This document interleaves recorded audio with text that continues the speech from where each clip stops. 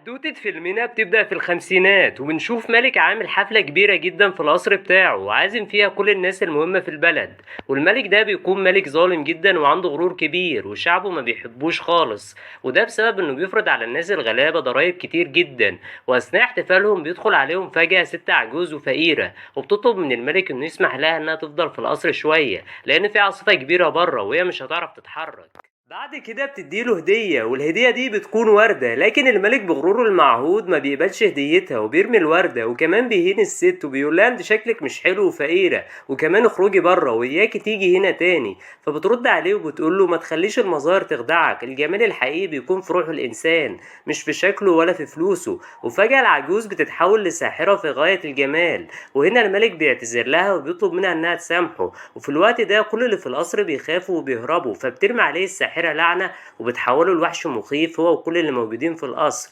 وبتقول له اللعنة دي مش هتتفك إلا لما حد يجي ويحبك لجوهرك مش لمظهرك خالص. والوردة دي لما تقع كل أوراقها وملقتش البنت اللي تحبك ساعتها هتفضل طول عمرك وحش. وكمان لازم قبل ما الورق يخلص تلاقي واحدة تحبك حب حقيقي، وبيبدأ بعدها القصر يتحول لشكل مخيف ومهجور ومحدش بيقرب منه نهائي. وبتعدي الأيام والسنين وورق الوردة بيبتدي يقع ولسه ملقاش البنت اللي تحبه. وبعد ما مرت سنين أكتر الوحش تقبل الوضع لأنه عارف إنه خلاص مش هيلاقي حد يحبه بشكله ده. بعدها بنتنقل بالأحداث وبنروح لقلب المدينة وبنشوف بنت في غاية الجمال، بنت اسمها بيل، وبتكون بنت فقيرة وبسيطة وكل اللي في المدينة معجبين بيها لأنها مختلفة. والواد الرخم ده بيكون بيحبها ونفسه يتجوزها لكنها رافضاه. ولما بتخلص مشاورها بتروح لبيت ابوها اللي دايما بيكونوا عايشين مع بعض فيه بعد موت امها، ودايما لما بتسأله هي ماتت ازاي ما بيرضاش يقول لها وبيفضل يتهرب من الكلام. وفي الاخر بيقول لها انه رايح السوق فبتطلب منه يجيب لها وردة معاه وبيمشي. وبعد كده بيروح لها جاستن لكنها بترفضه تاني وبتقول له انت وسيم ممكن تلاقي حد يحبك غيري وما تعلقش في نفسك بيا. وبالليل بنشوف ابوها وهو ماشي في طريقه للبيت، وفي الوقت ده بيهجم عليه ذئاب كتير جدا فبيفضل يجري منهم لحد ما عربيته بتبوظ فبيركب الحصان وبيهرب فورا من المكان. وبعد كده بيفضل ماشي لحد ما بيتوه وبيوصل لقصر الوحش، فبيقرر بعدها انه يدخل القصر عشان يستريح لغاية لما النهار يطلع ويعرف يتحرك. واول لما بيدخل القصر بيستكشف فيه وبيلاقي على السفرة اكل كتير من جميع الاصناف، وفجأة بتيجي الكوباية دي وبتتقرب منه وكمان بتكلمه فبيستغرب من اللي حصل ومبيكونش فاهم هو ايه اللي بيحصل قدامه ده. وبيدرك ان القصر ده ملعون وفيه عفاريت فبيهرب من المكان على طول. واول لما بيوصل لجنينة القصر بيشوف شجرة فيها ورد فبيفتكر طلب بيل وبيروح عشان يقطف وردة، بس فجأة بيظهر له الوحش وبيقول له انا هعاقبك دلوقتي عشان انت سرقت من جنينة قصري. لكن بعدها الحصان بيهرب من القصر وبيوصل بعد كده لبيل، واول لما بتشوفه بتحس ان ابوها حصل له حاجه فبتغضب وبتركب الحصان عشان يوصلها لمكان ابوها. وبيفضل يجري الحصان بيها لحد ما بتوصل للقصر. واول لما بتدخل جوه القصر بيفضل الشمعدان والساعات دي يتكلموا مع بعض وبيقولوا ان البنت دي هي اللي هتشيل اللعنه من عليهم. بعد كده بتسمع صوت ابوها فبتاخد الشمعدان ده وبتمشي ورا صوته لحد ما بتوصل لابوها وبيكون محبوس في زنزانه. واول لما بيشوفها بيقول لها لازم تهربي يا بيل، القصر ده ملعون وفيه وحش بيحرسه. فبتستغرب من كلامه وبتقول له ملعون. وفجأة بيظهر الوحش بصوته وبيقول لها انت ابوكي حرامي وسرق وردة من قصري عشان كده انا حبسته. فبتقول له انت حبسته عشان وردة؟ ليه كل ده؟ بعدها بتترجعه عشان والدها يمشي فبيقول لها انا اتلعنت بسبب وردة، دي مش حاجة سهلة.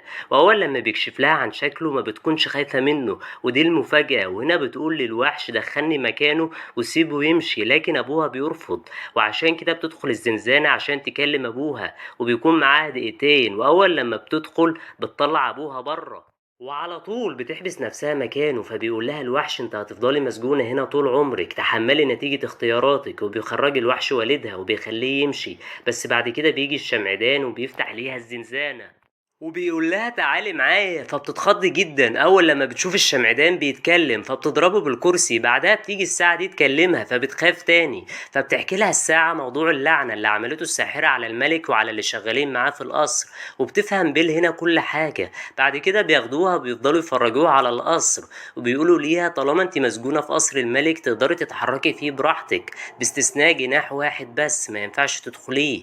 وبعد كده بيودوها الأوضة اللي هي هتقيم فيها فبتلاقي الدولاب بيتكلم، فبتمسك المشط ده عشان تكلمه، فبيقولوا ليها ده مش مشط مسحور، ده مشط عادي ما بيتكلمش، وبتكون دماغها هتنفجر من كتر اللي بتشوفه ده. اما ابوها فبيرجع للقرية من تاني ويبدأ يحكي للناس كل اللي شافه، وان في وحش عايش في قصر خطف بنته ومملكته كلها تلج، فبيتريقوا على كلامه وبيقولوا له يا باشا احنا في الصيف، احنا مش في الشتاء. لكن جاستن بيصدقه وبيقول له ما تقلقش، انا هساعدك ترجع بنتك من القصر.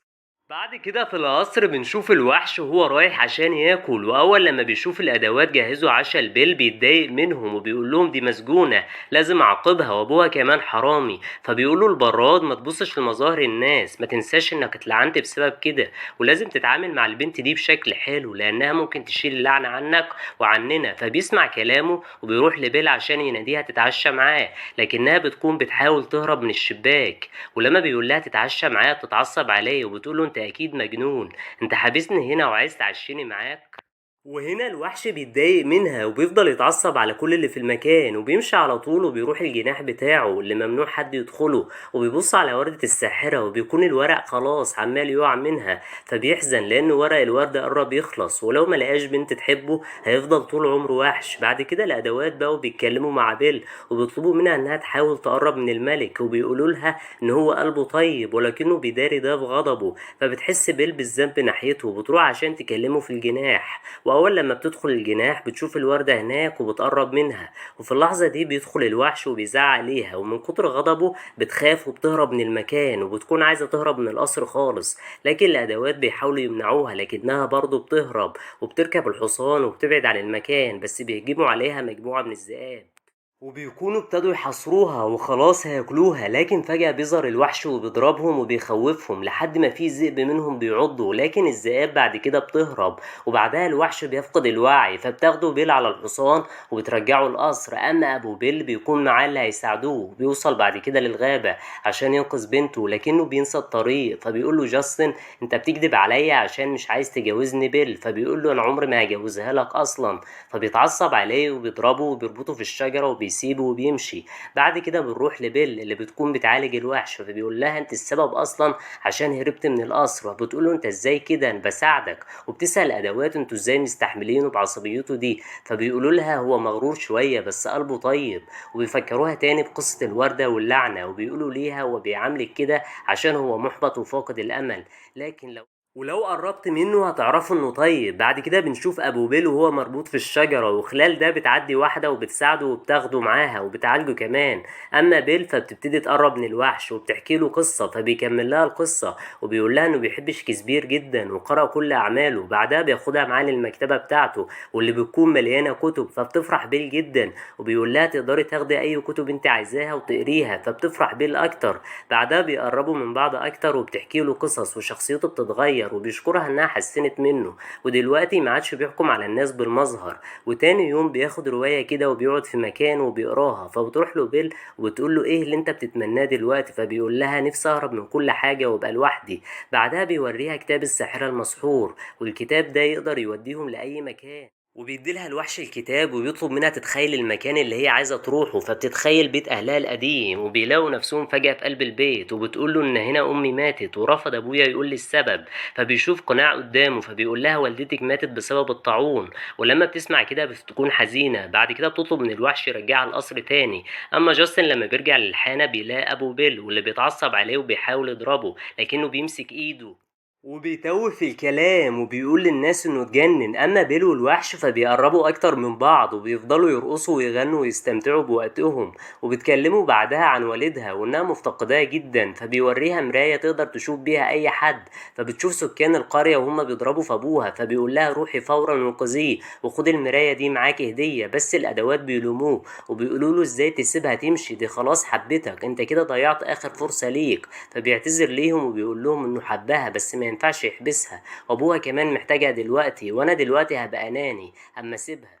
وبعد كده بيل بتوصل القرية وبتشوف عربية بتاخد أبوها لمستشفى الأمراض العقلية، فبيقول لها جاستن والدك اتجنن وفاكر إن وحش حبسك، فبتقول له كلامه حقيقة وبتوري له الوحش في المراية، فبياخد المراية منها وبيقول لأهل القرية احنا لازم نخلص على الوحش ده النهاردة، وبيحبسها مع أبوها. ومن خلال المراية جاستن بيعرف مكان قصر الوحش وبياخد كل الناس معاه هناك. وأول لما بتقابل والدها بتقوله إن ده مش وحش، ده شخص كويس وإنها لازم تساعده وتنقذه، فبياخد دبوس من شعرها وبيفتح الباب. اما الوحش فبيكون حزين جدا وفاكر ان بيل خلاص مش هترجع. وبتيجي الساعة دي وبتتكلم معاه وبتقوله ان في ناس كتير بتهجم على القصر، واول لما الناس بتدخل القصر بتهجم عليهم كل الادوات وبيفضلوا يضربوا فيهم. وجاستن بعد كده بيروح عشان يدور على الوحش، وبيل بتاخد حصان وبتجري عشان تنقذه. اما جاستن فبيوصل للوحش وبيضربه بالنار وبيرميه من المبنى، لكنه بيقدر يمسك في الجدار. وبيل بتوصل بعد كده لجاستن وبتحاول تاخد منه المسدس وبتزقه بعد كده،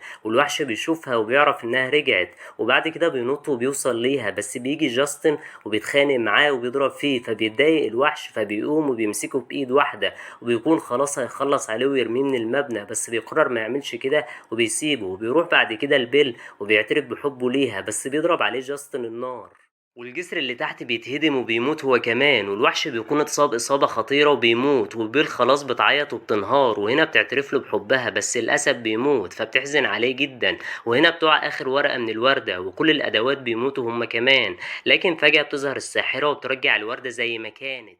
وفي اللحظة دي بيرجع لشكله الحقيقي من تاني وبيرجع للحياة، واللعنة بتتفك وكل الأدوات بيرجعوا لشكلهم الحقيقي من تاني، وبترجع المملكة لازدهارها. وبيتجوزوا بعد كده الملك وبيل وبيكملوا حياتهم مع بعض وبيعيشوا في سعادة. ودي بقى كانت نهاية فيلمنا. لو عجبكم الفيديو دوسوا لايك واشتركوا في القناة، وكمان ياريت تفعلوا زر الإشعارات عشان يوصلكم كل جديد.